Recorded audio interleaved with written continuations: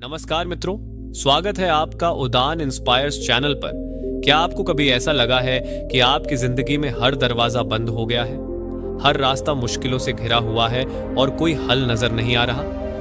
अगर हाँ, तो ये वीडियो आपके लिए है। आज हम आपको एक प्राचीन बौद्ध कथा सुनाने जा रहे हैं जो आपकी सोच बदल सकती है और आपको बताएगी कि जब सारे रास्ते बंद लगें तो क्या करना चाहिए। भगवान बुद्ध के ज्ञान और शिक्षाएं हमें जीवन के कठिन समय में सही दिशा दिखाती हैं। इस कहानी को ध्यान से सुनिए क्योंकि यह आपके जीवन को बदल सकती है।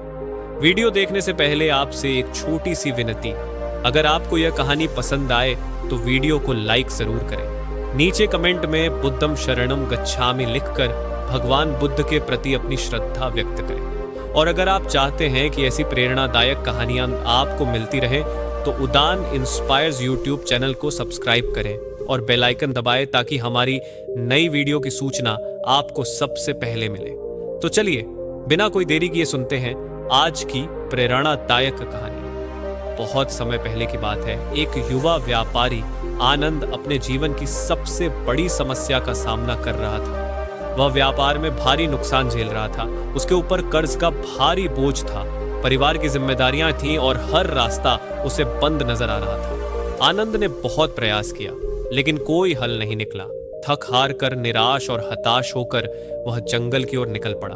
उसकी इच्छा थी कि किसी तरह उसे शांति मिल जाए या कोई ऐसा समाधान मिले जो उसकी सारी समस्याओं को समाप्त कर दे। जंगल में भटकते हुए वह एक छोटे से बौद्ध मठ के पास पहुंचा। वहां एक वृद्ध बौद्ध भिक्षु ध्यान में लीन बैठे थे। आनंद ने सोचा कि शायद ये संत उसे कोई सही राह दिखा सके। वह उनके पास गया और अपनी सारी समस्याएं बताई। उसने कहा, गुरुदेव, मैं बहुत परेशान हूँ। मेरी जिंदगी में हर रास्ता बंद हो गया है।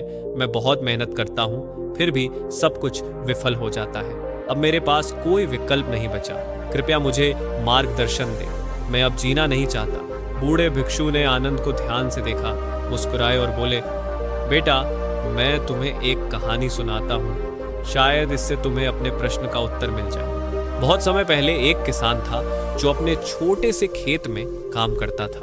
वह मेहनती था लेकिन एक साल सूखा पड़ा और उसकी सारी फसल बर्बाद हो गई। अगला साल आया तो बाढ़ आ गई और बची खुची फसल भी बह गई। किसान निराश हो गया। एक दिन किसान अपने बैल के साथ जंगल से गुजर रहा था कि अचानक उसके बैल का पैर दलदल में फंस गया। किसान ने बहुत कोशिश की लेकिन बैल को बाहर नहीं निकाल पाया। वह थक कर बैठ गया और रोने लगा। उसी समय वहां से एक बौद्ध संत गुजर रहे थे। उन्होंने किसान को रोते हुए देखा और पूछा, तुम क्यों रो रहे हो? किसान ने कहा, मैं क्या कर सकता हूं? मेरा बैल दलदल में फंसा हुआ है और मैं कुछ नहीं कर सकता। मेरी सारी मेहनत बेकार जा रही है। संत मुस्कुराए और बोले, अगर तुम यहां बैठकर रोते रहोगे तो तुम्हारा बैल और ज्यादा दलदल में धंस जाएगा, लेकिन अगर तुम हिम्मत जुटाकर कोई उपाय सोचोगे तो शायद इसे बचा सकोगे। किसान को समझ में आ गया। उसने रोना बंद किया और पेड़ों की शाखाएं और लकड़ियां जमा करके दलदल के किनारे एक मजबूत रास्ता बनाया। फिर उसने बैल को हौले हौले खींचना शुरू किया। धीरे धीरे बैल बाहर आ गया। किसान की आंखों में आंसू थे लेकिन अब ये आंसू खुशी के थे। इतना कहकर वृद्ध भिक्षु शांत हो गए। आनंद कुछ देर सोचता रहा, फिर बोला, गुरुदेव, आप कहना चाहते हैं कि मैं भी रास्ता ढूंढने की कोशिश करूं बजाय इसके कि अपनी परेशानियों पर रोऊं? भिक्षु ने सिर हिलाया और बोले, बिल्कुल। जब जिंदगी के सारे रास्ते बंद लगे तो रुककर रोने के बजाय नए रास्ते बनाने की कोशिश करनी चाहिए।